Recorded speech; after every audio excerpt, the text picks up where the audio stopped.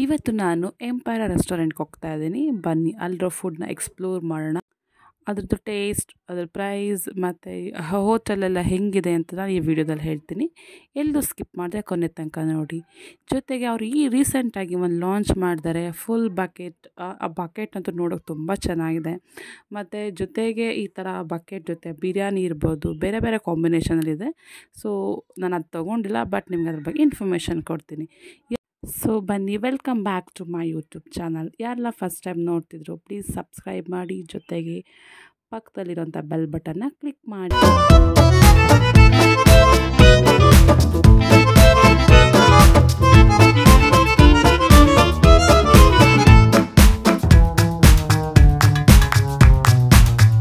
Biggest restaurant. ಜೊತೆಗೆ ಇದು ಪ್ರತಿದಿನ 15,000 ಆನ್ಲೈನ್ ಆರ್ಡರ್ನ ಕೊಡ್ತಾರೆ ಮತ್ತು 40+ ಔಟ್ಲೆಟ್ಸ್ ಇದೆ ಅಂತ ಮೆನ್ಷನ್ ಮಾಡಿದ್ದಾರೆ.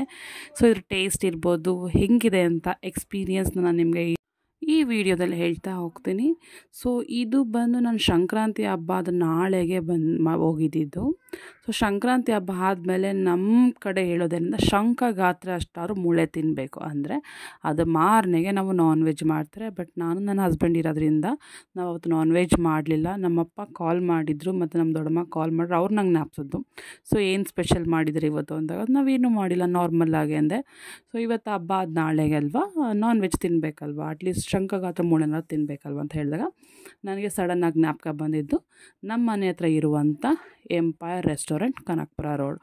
ಅಲ್ಲಿ ಹೋದಾಗ ಚೆನ್ನಾಗಿತ್ತು. ಜನಗಳಂತೂ ಫುಲ್ ರಶ್ ಆಗಿದ್ದರು. ಜೊತೆಗೆ ನಾವು ಒಂದು ಸ್ವಲ್ಪನೇ ಆರ್ಡ್ರ್ ಮಾಡಿದೆ, ಯಾಕಂದರೆ ನೈಟ್ ಅಲ್ವಾ. ನಾವು ಮಾಡಿದ್ದು ಗ್ರಿಲ್ ಚಿಕನ್, ತಂದೂರಿ ಮತ್ತು ಬಟರ್ ಚಿಕನ್, ಬಿರಿಯಾನಿ ಮತ್ತು ಒಂದು ಚಪಾತಿ, ಜೊತೆಗೆ ನನ್ನ ಮಗಳಿಗೆ ಅಂತ ಫಿಶ್. ಇದು ಒಂದು fried fish, just like KFC ಥರ.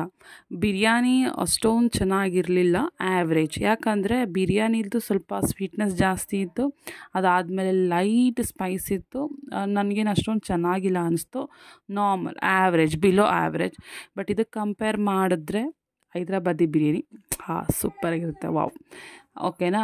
ಇದು ಇನ್ನೊಂದು ನಾವು ಮಾಡಿದ್ದು ಯಾವುದು, ಗ್ರಿಲ್ಡ್ ಬಂದು ಯೂಶ್ವಲಿ ಎಂಪರಲ್ಲಿ ಗ್ರಿಲ್ಡ್ ಮತ್ತು ತಂದೂರಿ ತುಂಬ ಚೆನ್ನಾಗಿರುತ್ತೆ. ನಾವಿದು ಫಸ್ಟ್ ಟೈಮ್ ಬಂದಿದ್ದಲ್ಲ, ಬೇರೆ ಬೇರೆ ಕಡೆ ಹೋಗಿದ್ವಿ. ಇದು ಒಂದು 3-4ನೇ ಸಲ ನಾವು ವಿಸಿಟ್ ಮಾಡ್ತಾ ಇರೋದು.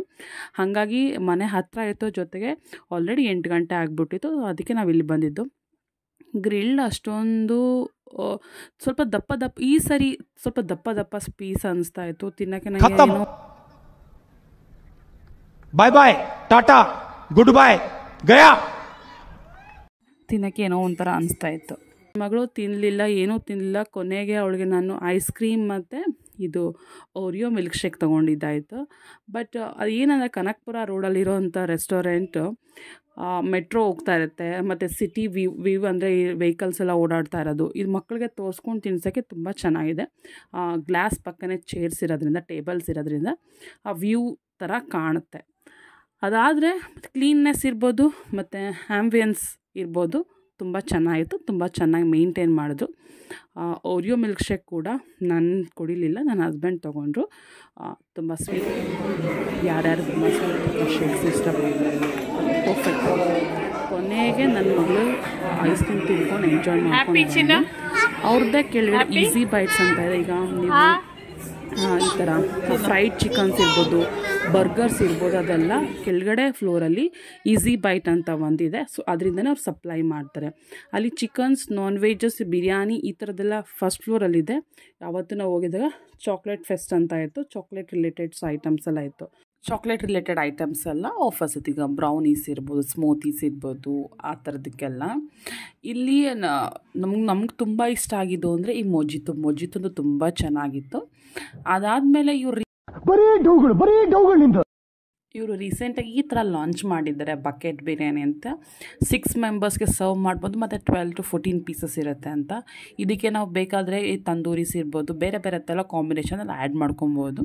ನೀವೇನಾದರೂ ಸ್ವಿಗ್ಗಿ ಅಥವಾ ಝೊಮ್ಯಾಟೋದಲ್ಲಿ ಆರ್ಡ್ರ್ ಮಾಡ್ತೀನಿ ಅಂದರೆ ಆಲ್ಮೋಸ್ಟ್ 1500 ಆಗುತ್ತೆ. ನೀವು ಔಟ್ಲೆಟಲ್ಲೇ ಹೋಗಿ ತಿಂತೀನಿ ಅಂದರೆ 1400 ಹಂಗಾಗುತ್ತೆ. ಅದು ಬಿರಿಯಾನಿ ಹೆಂಗಿರುತ್ತೋ ಗೊತ್ತಿಲ್ಲ, ಬಟ್ ಬಾಕ್ಸಸ್ ಅಂತೂ ತುಂಬ ಚೆನ್ನಾಗಿತ್ತು. ನೀವು ಮನೆಗೆ ಅದನ್ನ ಕ್ಯಾರಿ ಮಾಡ್ಬೋದು. ಅದ್ರಲ್ಲಿ ನೀವೇನಾದರೂ ದಿನಸಿ ಇಟ್ಕೊಳ್ಳೋಕ್ಕೆ ಆ ಥರದಕ್ಕೆ ಹೆಲ್ಪ್ ಆಗುತ್ತೆ. ಬಕೆಟ್ ಅಂತ ನೋಡಿದ್ರೆ ತುಂಬ ಅಟ್ರಾಕ್ಟಿವ್ ಆಗಿದೆ. ನಿಮ್ಗೆ ಈ ವಿಡಿಯೋ ಇಷ್ಟ ಆಯಿತು ಅಂದರೆ ಪ್ಲೀಸ್ ಲೈಕ್ ಮಾಡಿ, ಶೇರ್ ಮಾಡಿ, ಕಮೆಂಟ್ ಮಾಡಿ, ಸಬ್ಸ್ಕ್ರೈಬ್ ಆಗಿ.